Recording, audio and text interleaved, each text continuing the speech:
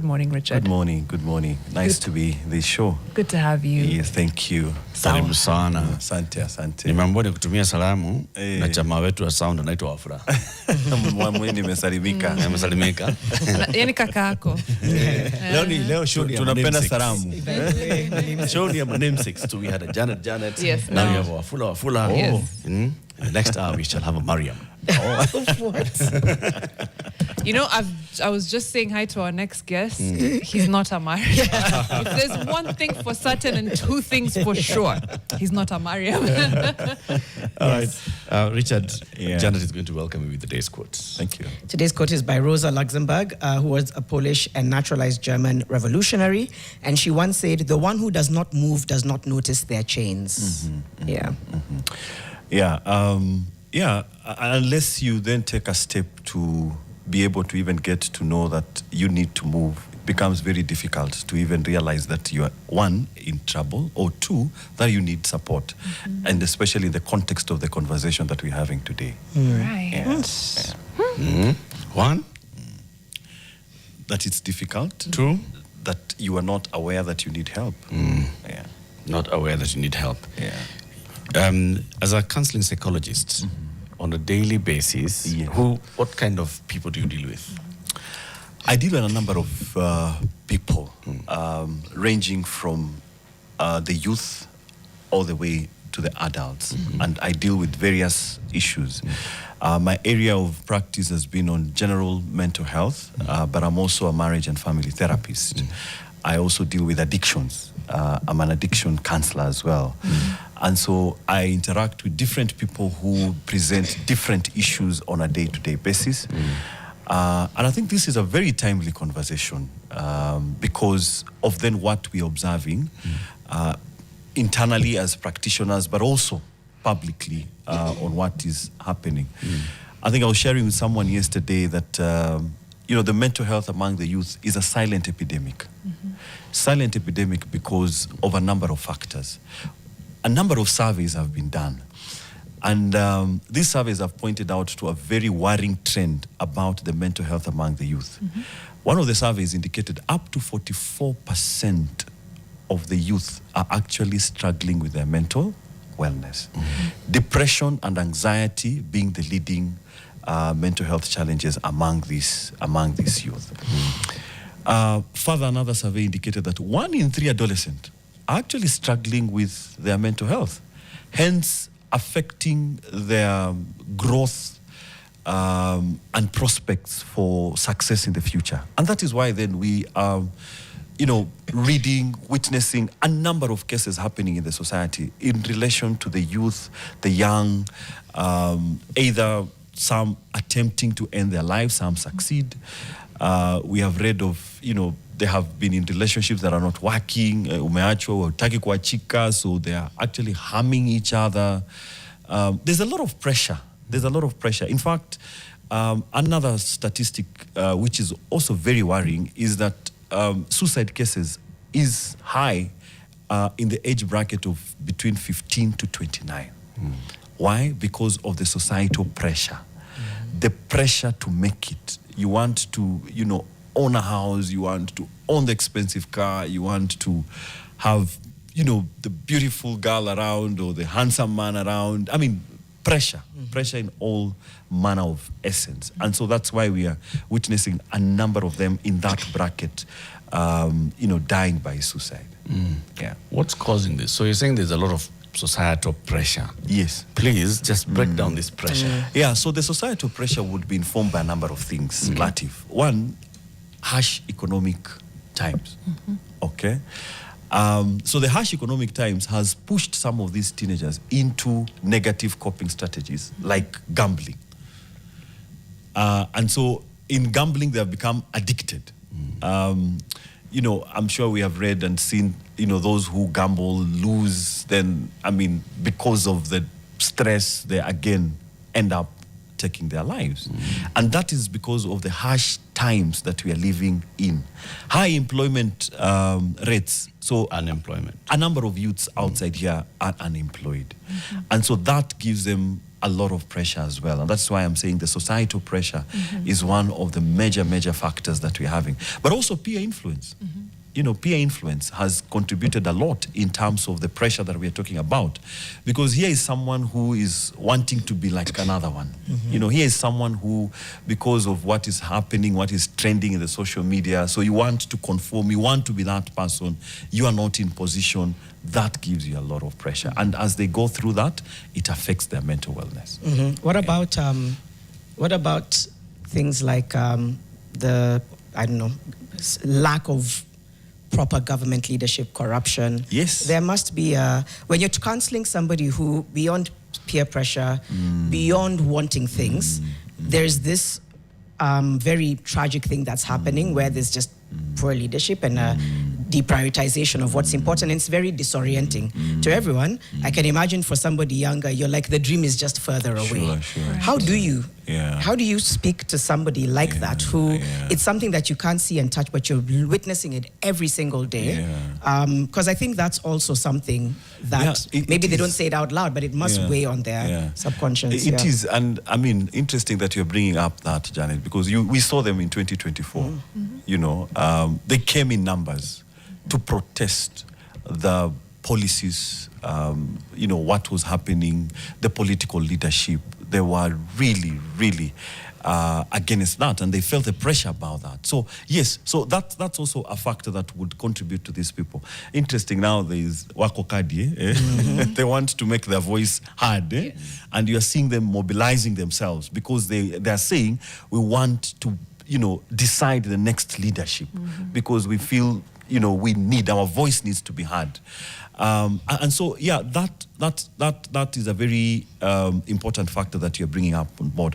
Now, as therapists, as psychologists, is to help them be able to maybe cope, because one of the things that therapy achieves is not just dealing with the situation, but is to help you to also be able to make informed decisions, be able to be more self-aware of what is happening around you, be able to have positive coping strategies in spite of what is happening in our nation, is to actually help them be able to develop soft skills that would enable them be able to deal with whatever is happening, and as they transition to hoping that, you know, things become better in our society.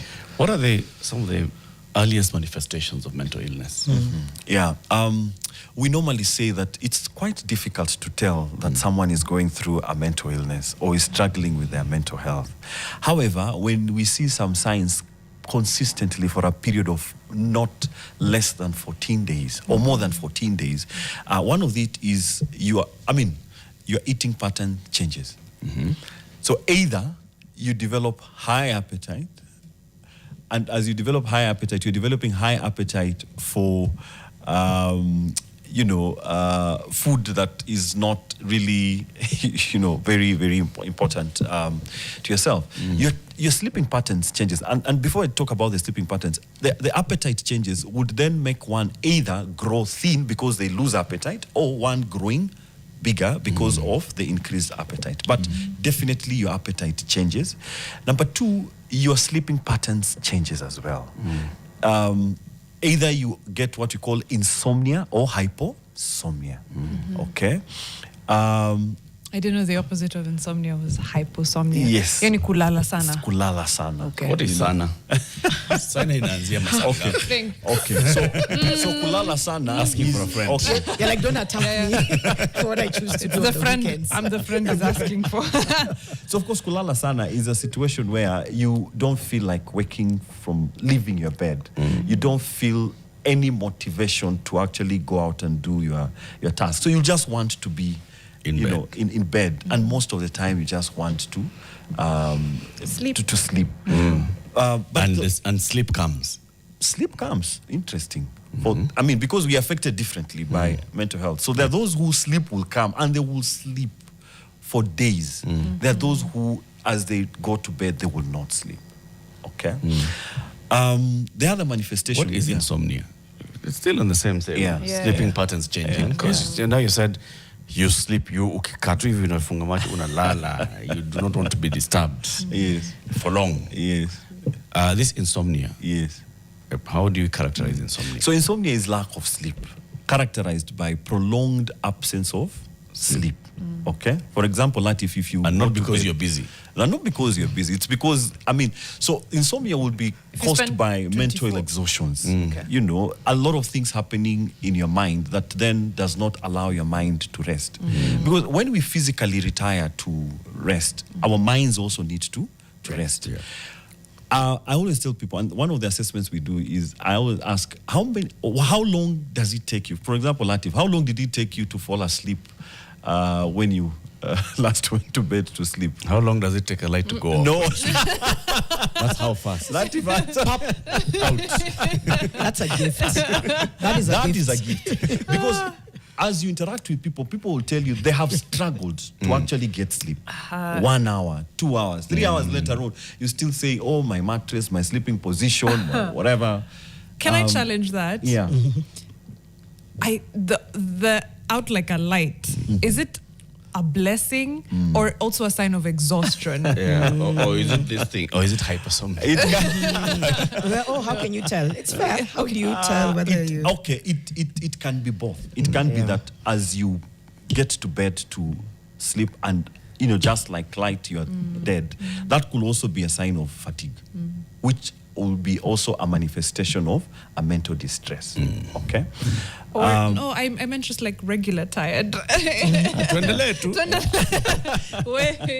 Because there's We also may days find when ourselves in some you know, boxes. Mariam. Don't worry. Let me just At least he's here. he's here. Okay. Richard, tuendelee. Yeah. Eating patterns, sleeping Yeah, patterns. sleeping patterns. Then the other manifestation is you develop anger, irritability, outbursts, even when it is not, expected. Someone who is highly irritable, even in situations that they shouldn't be, then that is a clear manifestation. The other very obvious manifestation, especially related to depression, is social withdrawal. So you start withdrawing from people, pole, and you prefer being alone in many times. And as you spend time alone, you feel sad, you feel empty. The other manifestation would be, to a high extent, hallucinations. Hallucinations. You start, either you have auditory hallucinations or visual. You start seeing people who are not there, hearing things or sounds that are not present, sometimes then you get into what we call negative self-talks. You start talking to self and you cannot even comprehend what you're talking to yourself. You develop fatigue, and especially unexplained fatigue. There's nothing really related to why you're feeling tired, but, constantly, periodically, you're feeling exhausted. That is a clear manifestation that you're going through a mental exhaustion that is resulting to the physical fatigue. Okay? And of course, other people become violent. Other people will become violent, either physically violent or emotionally violent, or, in all forms of violence, they will develop that kind of. Others would get into poor memory. You start developing poor memory. You start having very low memory. Others will have what you call the distorted patterns of, viewing things or thinking or, looking at things as well. Everything is a conspiracy. Yes, everything is a conspiracy. Yes. No, I'm looking at Richard. You're looking at Richard, but there's someone looking at you. Oh, Yeah, so gosh. Feels like Richard may be attacking people on this table. Yeah, here and suicidal there. ideations as well. Others will develop suicidal ideations and all that. Yeah. There's a lot of conversation now around trauma, and it's being identified. Do you think there is a risk that it's almost been identified as something that it not always is? Like everything is trauma, when maybe it's Something else. Something else, yeah. Yeah, sometimes it's, and a number of times it's misdiagnosed. As therapists, we always say that, it is not good to self-diagnose. Just like the word depression has been constantly misused. I am depressed, I am depressed. For one to be declared depressed, we need to take you through a clinical assessment to give you the result and to give you even the specific type of depression that you could be carrying. So yes, Janet, trauma is one form of mental illnesses that has been, misdiagnosed for a number of times. But sometimes trauma presents itself in forms that may not necessarily inform that it is trauma, yet it is silently developing into trauma. Maybe you can, then how do you separate? Because there's normal stress and then there's trauma. How do you differentiate between the two? And at what point does stress then manifest as By trauma? the way, Can I add on to that? Yeah.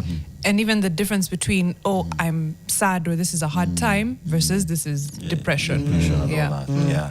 I wanted to say that there is good stress, what we call eustress. Okay? And we tell people that sometimes it's good to be stressed a little bit for you to function. There are people who will not function if they are not stressed. They will want to be stressed so that the adrenaline is high for them to Those also should function. also come see you, Bana, because now I get Think it. about the last minute, like, Yeah. You're put on that guy. Yeah. And without it, there's a dip, and then dopamine. you find yourself like this. But okay. Yeah, so it is also okay to have those bad days. All of us have bad days. One day you wake up, you're feeling tired, you feel disinterested, you're feeling whatever, you're feeling anxious. It is okay. But we say when these symptoms that I've talked about are constant for a period of time, normally we say for more than 14 days, constant, you are just experiencing those things, then there's a reason to actually reach out.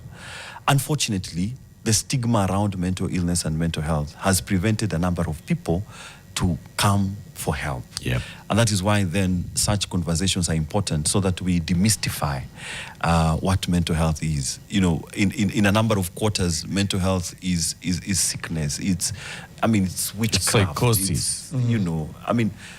Mental health is a normal issue. It's just a condition, a situation. Just like you can fall sick today. So we need to appreciate that it is not only for those mad people. And it's not permanent. And it's not permanent. Not all mental It is health not issues are permanent. And we always say prevention is better than cure. In mental health, prevention is better than cure. Sometimes waiting until then it, translates to be an illness. By the way, you don't just get sometimes straight to a mental illness. For example, you don't just get to schizophrenia if you haven't been having a history of maybe severe stress that is unresolved. So it is the unresolved stress, anxiety, that then would lead to mental illnesses. Okay? An example is what I'm talking about, the schizophrenia. Can I ask also, is part of what's happening, especially when it comes to young people and mental health, is it an invalidation of what they're dealing with? Because I think a lot of the younger population are aware, so they'll say things like they have their boundaries, and they find ways to self-preserve, which is sometimes either mislabeled or misread or invalidated, like, you don't have a backbone, etc. So what is that point where generations need to begin to understand each other? Why are you smiling, Maria? Because we're approaching the same question from very different angles. Okay, go ahead. No. I was going to Let me say, hear Mariam what are first. the dangers of weaponizing therapy language? Like, okay, these are my boundaries, but you don't want to be held accountable. Yes. It's, somebody's saying, Janet, you said you were going to show up at 8 and do XYZ. Yeah. It's now 10. Yeah. I have I boundaries. have, that's wild, because I have a video where I talk about that, where I talk about, do we want to heal or do we want to be in control? Do we want to be like, do we want to be advised or do we want to be right? Yes. There's a whole- So nimekupata. Okay. Yeah, in a number of cases, that is a defense mechanism. Okay? Defense It's a mechanism, defense mechanism, because if then you're not, wanting to come out to actually face it as it is, you're hiding in your space, imagining that if I come out, again, it's also because of the labelization that is happening in the community, and especially within their age setup. What would Mariam say, knowing that Latif is anxious, depressed, carrying an illness, So it's like, I don't want to be seen like and because then there is a lot of negative talk about mental illness, then that sets them into a defense mechanism, and they don't want to reach out to get help. Let me ask you, Richard. No, I'll ask after the break. Okay, we'll go into a break. After the break. But the thing is, we're living in a very interesting time. And I think, so this is my theory as we go into the break. Yeah.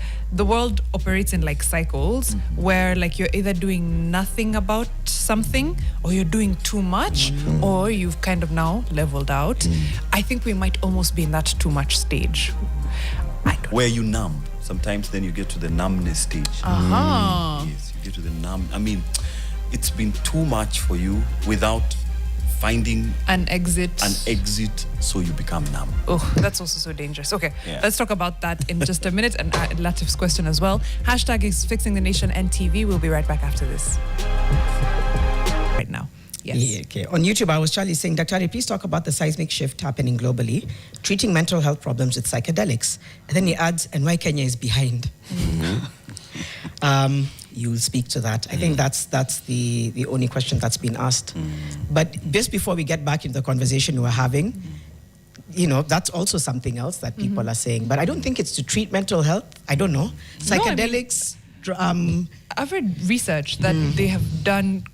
They've had like very successful trials with treating PTSD, especially in soldiers, with psychedelics, depression and anxiety as well with psychedelics. Of course, in controlled trials in several places in the world. But I would say the science looks promising, to be quite honest. Peer-reviewed trials and research? Peer-reviewed trials, yes. I can't remember, this was maybe a few years ago, because there was like even a Netflix documentary. It was just like a wave, and it got me into like a rabbit hole. But the science is promising. And it was what people were trying to do in the 60s and the 70s. When they were called hippies. Yes, when they were called hippies. And so on. And judged. That time they were like, we just want love. When you think about it now, I'm like, they were just coming from a good place. They were coming from such a good place, and people were like, this is negative. Look people at them, like, they're mad, and they're like, but they want love and someone is like, peace. I am love. And it's like, why would you? Charlie continues to say that the psychedelics are the next frontier of mental health. Studies from Johns Hopkins are showing revolutionary promise. Okay, maybe you can weigh in. Dr. I agree that the psychedelic is the way to go. So, but we aren't there yet as a country. But as a practitioner, I would really advocate for that, because then it is a scientific way of actually dealing with these mental illnesses that we're talking about. And as you have said, research has indicated, experiments have been done, and they have proved that it's actually one of the efficient ways to go about that.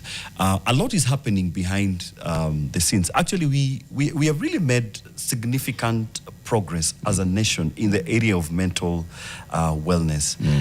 Before, to even imagine that you would go and meet a therapist, meet a psychiatrist, meet a doctor to be able to get this treatment was far-fetched, because it was, you have an issue, you go and deal with it, or you go cry it out and all that. But again, because of the research that is being done day by day, a number of institutions have come up to actually incorporate very, very good approaches and scientific approaches to be able to deal with our mental illness. So yes, it is a way that we should embrace, and I'm hoping that as a nation we'll be able to get somewhere with it. I wanted to ask, because today we're talking about mental health among the youth, and you say you have noticed, you and fellow practitioners have noticed that there is actually a crisis of mental health. How do the youth come to you? Are they brought to you? Are they sent to you? Do they just come to you? I work for an organization called Amani Counseling Center and Training Institute. And at Amani, we have all those kinds of clients you're mentioning or you're describing. There are those who volunteer to come, and they will come because they feel they're overwhelmed. But there are those who will come because they have been sent to come, because someone has told them, if you don't see a therapist, you are likely to lose it. Okay? And so they partly come because they have been told you are not doing very well. But there are those completely who do not want to come. They have been told they don't want to come. They are actually brought, involuntarily. And especially those, I was listening to a conversation you had earlier on about drugs and substance abuse. It's a major issue among the youth, actually. And so some of them are actually brought to facilities involuntarily because they don't see it is an issue, it is a problem for them. In fact, they see the other person, the guardian, the parent, as the problem. Okay? Therapy works best when you volunteer. Because then you're taking the step of moving, knowing that you are not okay. And so you come in to actually seek help because you strongly feel that you're not okay. When you're pushed to come, a number of times, there's always a backlash. It's my mother who has told me to come. You tell me what you want to tell me. After the hour, allow me to go. Yeah. And they would be very resistant. So they develop resistance. Unless you actually talk to them to buy in the therapy for themselves, they would not proceed very well. Could you thread that to rehabilitation centers? We were talking, I know you had the conversation with Janet earlier. I know they also have quite a high, I don't want to use the word failure. Dropout rate. No, kurudi. Relapse. Yes, relapse rate. Yes. So then is that because it's often involuntary? And then what would be now the fix around that as well? Yeah, so a number of times where we experience relapse cases is because of involuntary admissions or involuntary support. Because somebody feels, I don't have a problem, I'm just being forced to go to the rehab and all that. That is one explanation behind the relapse. The other explanation is that some of these people get into the rehabs, depending on which type of a rehab they go to, and the interactions they have makes them even learn more negative habits than they came with. Remember, our behaviors largely is learned, and the environment informs. In fact, one of the behaviorist theorists says that 75% of our behaviors are learned. And the learning is informed by the environment, okay? Now, you get into a rehab where you thought you were the worst. Then you meet other people who are really at it. Pwagu kapata pwaguzi. Pwagu kapata pwaguzi. So you're there, and you can imagine 3 months, 6 months you're there. You leave that rehab, nothing. In fact, you have even learned more negative behaviors. Which... Just stay with me. Yeah. Then, because I was asking the fix for that as well, which is sometimes things feels like they're a bit extreme. And I'm not saying that rehabilitation is extreme, but it's the same problem we have with the criminal justice system and with the prison system. Essentially, it's meant to be rehabilitative and reformative, but a lot of the times people come out harder than they were because, again, it's petty offenders going in and then pwagwa napata pwaguzi. So what's the in-between there? Before we go back to now dealing with like this mental health crisis, but what's the in-between for rehabilitation and reform that isn't, I don't want to use the word punitive again, but yeah, so extreme? It's about the practices, the policies that needs to be streamlined to ensure that a rehabilitative process is informed by a number of practices. Okay? One of the practices, one of the things, again, borrowing from the psychology of the behavioral aspect is that, a behavior is positively reinforced and negatively reinforced. Depending on how you use punishment. Punishment can be used in two ways. It can be used to actually correct a wrong, but it can be used to enhance a wrong. Okay, so depending on how you use it. So it's about how you apply. So I think that's what I'm saying. For me, it's about the processes. It's about the Give an practices. An example would be you have a petty offender who has been taken in because he or she has failed to pay a fine. I wouldn't expect that petty offender, in as much as offense in law, it's offense, to actually be put in a same setup with someone who perhaps is in there because of murder. Their thinking is very differently. I have just crossed the traffic lights because I was in a hurry. Then you take me and put me with someone who has been proved guilty of murdering someone. Our thinking is very different. While I'm here very anxious, feeling very, jittery about being in that space, I'm meeting someone who is actually At home. And wanting to even take advantage that have come. In fact, those people, some of them, as you walk in, they say, they mark you, they target you and say, this one, Yeah. The other thing, again, if we can stick to that, is how does somebody know that the therapist is right for them? Because sometimes there's also been, a lot of conversations around, you're encouraged to date your therapists until you find the right fit. Or some people might say, we didn't really match, or I feel like I was invalidated. Then they think they're the problem because they're like that, but the therapist knows better, but why do I feel this way? So talk to us about how somebody can also identify if something is working for them, and whether also therapists are open enough to say, I think I can refer you to somebody else who can handle you. That's a very good question, Janet. One, therapy is about a relationship, working professional relationship. Okay? Now, for me and you to be able to connect in that context, we have to actually set a baseline which we have to operate with. For example, in therapy, we do not offer advice. Because what works for me does not work for you. So if you come to therapy, and I'm just giving you some of the red flags to tell you that maybe therapy will not be working with certain therapists. So you are here for the hour that you are with me, and I'm busy telling you, go do this, don't do this, go do this, and don't. I mean, I've seen others. Then you even start to say, yours is not as big as mine. I had a bigger issue. Yours is very, But Richard, sometimes I just want an answer. Just tell me in plain English. So we are trained to help you get that answer. So I get that. I get why, Mariam. Actually, yes or no. But it's like you have to train them to have the tools to get there, right? So we are therapists don't know as Sautadu. Sautadu.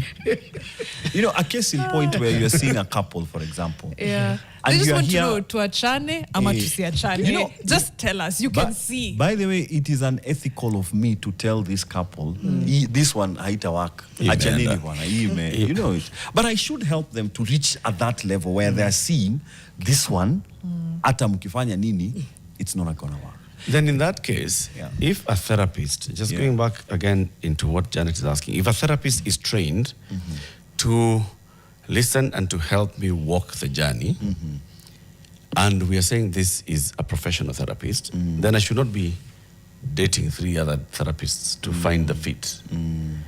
Right? A professional therapist should be a fit. Latif, one of the things that sometimes our clients come to seek is they imagine we are the solution to their problems. We are not. We are not. Let me say it boldly. Who is the solution? No, they are the solutions. Okay. One fundamental principle. So the patient is the solution. One fundamental principle in counseling is that we, respect that you know yourself better. Latif, you've just met me today with all the issues that you have. You know yourself for the last years you have lived on earth. Yes. So my role is to help you be able to uncover what solutions you have within yourself. Otherwise, for me to start telling you, Latif, you have a financial issue, do this, don't do this, I would not be helping you. Always say, Latif, stop gambling. I would help Latif see that gambling is bad. For example, we would explore what does gambling mean. What are some of, just like, interesting, let me give you another scenario. When a client comes in and tells us that I'm going to kill myself, do you know, professionally, we are not supposed to tell this client, don't kill yourself. We'll even go to an extreme end to ask, have you identified the mode you want to die? Have you, say, yes, I want to hang myself. Have you bought the rope? Have you identified the tree or where you want to hang yourself? What does that mean to you? Then that conversation... End of my problems. That conversation then starts to open his mind or her mind to now see the consequences of his choice. Right. Then now they actually vacate the initial decision. Yeah. But when you tell them, don't do this, what happens as I tell you don't do this, humanly speaking, you then get into sympathy mode. A human being who is sympathized for then becomes more even emotional. So, and that then prevents them from seeing. And when is it time to also break the confidentiality agreement? Because I think there's times, is that one, if it gets to that and then you have to let the family know? That is one. We normally say, we assure you of confidentiality, but up to a limit where the information you'll share with us is a threat to yourself and any other person. In this case, then we sign what we call the suicide risk, agreement, where then, in case of anything, would actually absolve ourselves, because then we did indicate that we'll disclose that information that you've actually that you're here.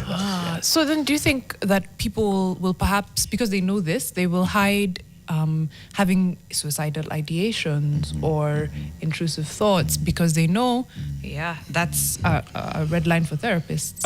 Others will hide, but what again we normally say is that we observe more. So you can keep quiet, but we can observe what you are doing, and we can tell that just like people say, if you come to a therapist, they know what you are thinking. No, we'll only know what you're thinking from what we observe you doing. So it is your observation. It's the behavioral, observation that would inform this person may be thinking in this particular manner. Let me bring you back to youth. You said that as psychologists and mental health specialists, you have all come to this realization that mental health among our youth is a silent epidemic. Sure.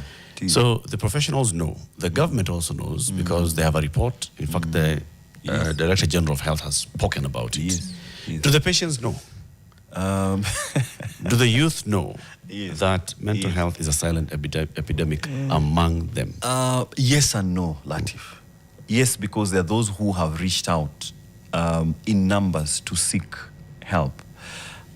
No, because there are those who need help but they have not reached out, because they even don't know that they are struggling with their mental wellness. So one of the things that then needs to be done and enhanced is awareness, sensitizations.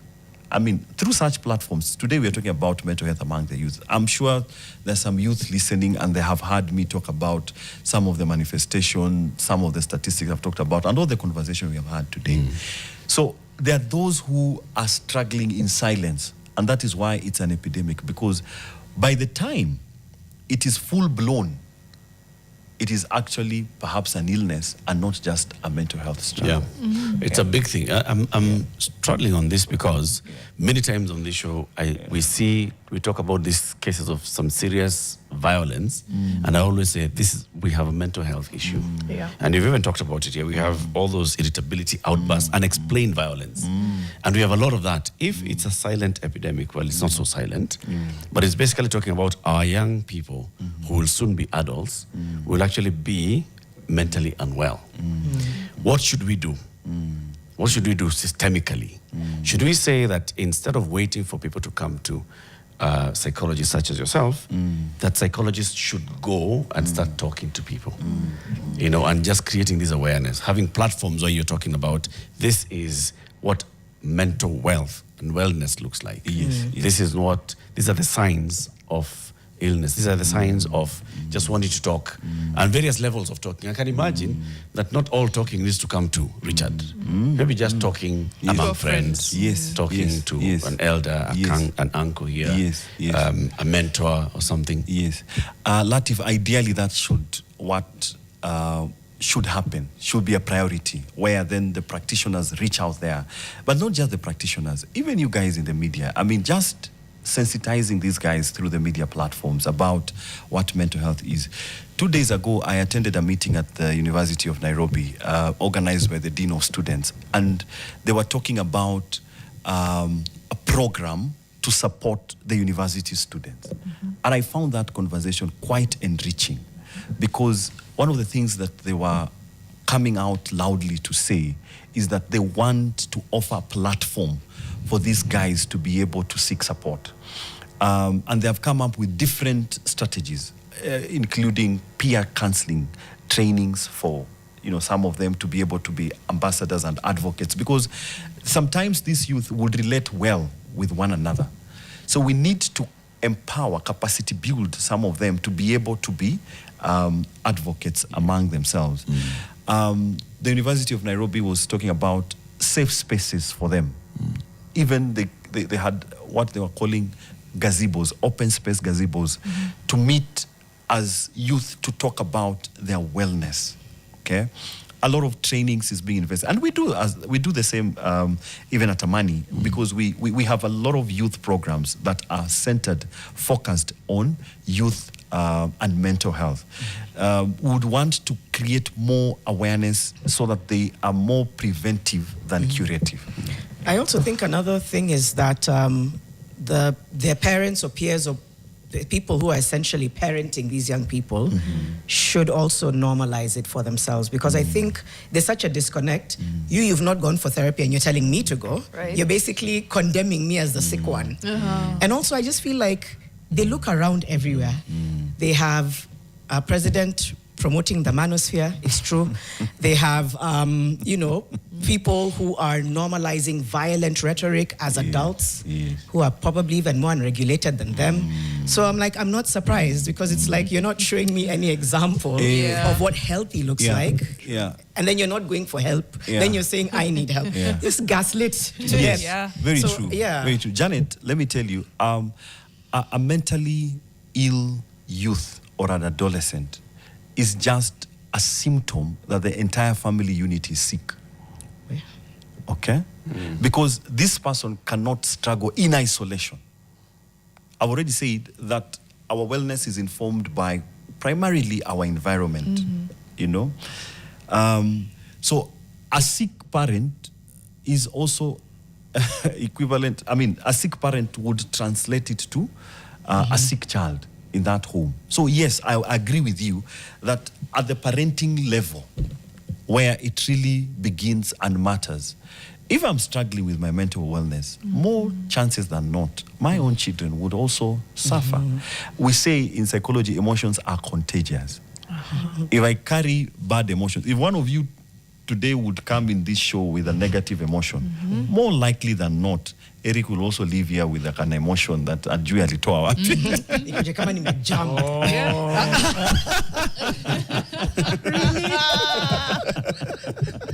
Really, Eric? That was such a loaded. We call them vibes. Observe yourself. But good vibes, bad vibes, both contagious. Even if the parent themselves, maybe it's just them reconciling that there's things they need to heal. It could be that they're not completely, affected by mental health, but it's just what people see, and then it's passed as normal. You know what I mean? And I think the conversation needs to go from, yes, young people, even the example Derek has given of why don't we go to young people, just to tell them this is what healthy society looks like, this is what mental wealth is. Take it to the workplace, take it everywhere, because I feel like you just have unregulated folks moving around telling young people who are trying to figure out regulation that they're unregulated. Very true. So I'm just the mental health survey conducted by which was chaired by Dr. Frank Jenga in 2021. One of the findings in that survey was 1 in every 10 of us Kenyans are struggling with our mental wellness. Went further to say that 1 in every 4 are seeking outpatient routine services. So that is to mean that a number of us are struggling. 1 in every 4. A number of us are struggling. So or 1, maybe 2, 3, all 4. 4. So I mean, I see that. Put my hand up real quick. But and the thing is, the more we and be like, you know what, this has been a tough year. I am in the pits, or even a tough period, and that's fine. I'm working on it. I think that's the most acknowledging and then working on it. But just before we close, I think it would be important to know what are mental health emergencies. What do they look like, so that if there is someone listening, watching right now who may be in need of intervention, because we've tried to talk about what it looks like before it becomes illness, but what is a mental health emergency? How does it look like? And what should I do if I notice it within myself or someone near me? Yeah, that's again another good conversation. Number one, if you are struggling to actually do your day-to-day tasks, completely struggling, that is an emergency. Because you're overwhelmed. emotionally overwhelmed, if you have consistent or persistent emotional breakdowns, that is an emergency. You sit and all of a sudden you just, experience, emotional breakdown. That is an emergency. If you are carrying high suicidal ideations, that is an emergency that you need to have. If you are consistently struggling with your sleeping pattern, and especially if you're either lacking sleep or having a lot of it, that is an emergency, because then it is actually preventing you from being functional. So in many words, if you're not able to function for whatever reason that is related to your wellness, then that is an emergency. And we always say that, by the way, mental health is directly related to our physical health. And that is why one of the authors said that there is no health without mental wellness. There is no health without mental wellness. You cannot be a good CEO if you are struggling with your mental health. Even if you are ignoring it and brushing it off, like many people will do at times, but it will catch up with you. Yeah. It will catch up with you, definitely. What do you do? Because we're out of time. What do you do if you notice on one of these things, the breakdowns, the suicidal ideations? So one of the very quick things to do is reach out for help. That is the first thing to do. Reach out for help. Either seek help from the immediate person or seek help from a therapist or from a doctor or any practitioner who would actually support you in that particular area. So my clarion call is, let's not struggle in silence. Let's reach out. Let's be bold and courageous to even be the lead partners in our mental health. Right. Thank you so much for sharing that with us and just giving us insights into that. We have, of course, been in conversation this hour with Nicholas Wafula. Richard, my apologies. Richard. Who's Nicholas? Let's just move along. Moving on swiftly. In the next hour, Faith Over Fear, the Gospel of Accountability. We'll have Peter Odera, who's a gospel minister, veteran musician, and leadership trainer, coming in and weighing in on really the role of the church when it comes to these issues. It's coming up to 9 a.m.